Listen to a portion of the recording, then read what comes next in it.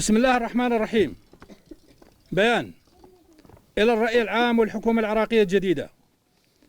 نتيجة اجتماع الإدارة الذاتية الديمقراطية في سنجار، عقدنا بصفتنا إدارة ذاتية لسنجار اجتماعنا الموسع بمشاركة جميع المكونات. استعرضنا في اجتماعنا آخر الأوضاع السياسية في المنطقة وخاصة في العراق ونشاطات إدارة شنغال الذاتية، وبالتفصيل انتهى اجتماعنا باتخاذ قرارات مهمة ما يلي. عقدنا اجتماعنا في فترة حساسة. في هذه الفترة تدور حرب شرسة في منطقتنا. أولئك الذين يعانون أكثر من غيرهم في هذه الحرب هم النساء والأطفال أو الأشخاص الذين لم يحصلوا على حقوقهم وتعرضوا للاضطهاد من قبل القوى المهيمنة. هؤلاء الأشخاص الذين تركوا بلا حقوق حتى الآن هم جماعات ومعتقدات دينية في الشرق الأوسط، وهم أساسا الجالية اليزيدية وشعب كردستان. في هذه الحرب هناك أيضا قوة مقاومة تعتبر نفسها مسؤولة عن حماية كل الطوائف الدينية والشعوب المضطهدة، وهي حركة الحرية. في هذه الحرب يتم استهداف مقاتلي الحرية الذين جاءوا لدعوتنا في تاريخ 3/8/2014 وانقذونا من الإبادة الجماعية. يتم استخدام الأسلحة الكيميائية ضد مقاتلي الحرية الآن. هناك صمت على مستوى العالمي ضد هذه الهجمات، مما يدل على التعاون مع هذه الهجمات. ندد اجتماعنا بالشدة وبالقوة التي نفذت هذه الهجمات اللا إنسانية، وحيا المقاومة التاريخية للمقاتلين. إن العراق في أزمة سياسية واجتماعية واقتصادية لفترة طويلة. الآن تم انتخاب رئيس العراق وتم تشكيل الحكومة في الليلة الماضية. في تشكيل هذه الحكومة يجب مراعاة مصالح الشعب، وهدف هذه الحكومة يجب أن يكون إقامة عراق موحد وديمقراطي.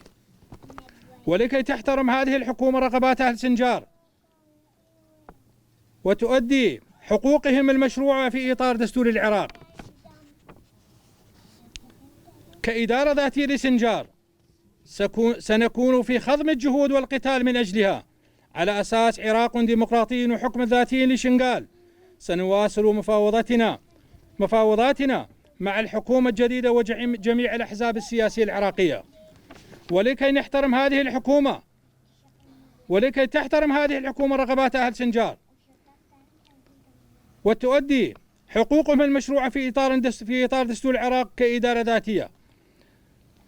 تواصل الدولة التركية بالتعاون مع الحزب الديمقراطي الكردستاني شن غارات جوية على شنغال. الهدف من هذه الهجمات هو إخلاء منطقة سنجار وترك سنجار دون يزيديين كأهالي سنجار. نحن ندعو الحكومة العراقية الجديدة إلى الوقوف ضد الهجمات على سنجار. في الخطوة التي بدأناها بالعودة إلى شنغال، عاد جزء كبير من شعبنا إلى أرضه المقدسة. علاوة على ذلك أصبح سنجار الآن أكثر أمانا وسلاما من أي مكان آخر. على هذا الأساس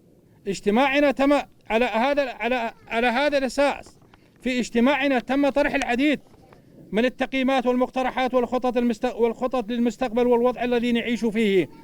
نحن بصفتنا إدارة ذاتية ديمقراطية لسنجار نقدم رغبات شعبنا للجمهور بهذه الطريقة. 1. شنغال جزء من العراق، لكن لها ثقافة ومعتقدات لطالما تعرض لمجازر ولم يتم الحفاظ عليها. لهذا السبب نرى الحكم الذاتي الديمقراطي على أنه الحل الأساسي الوحيد لسنجار.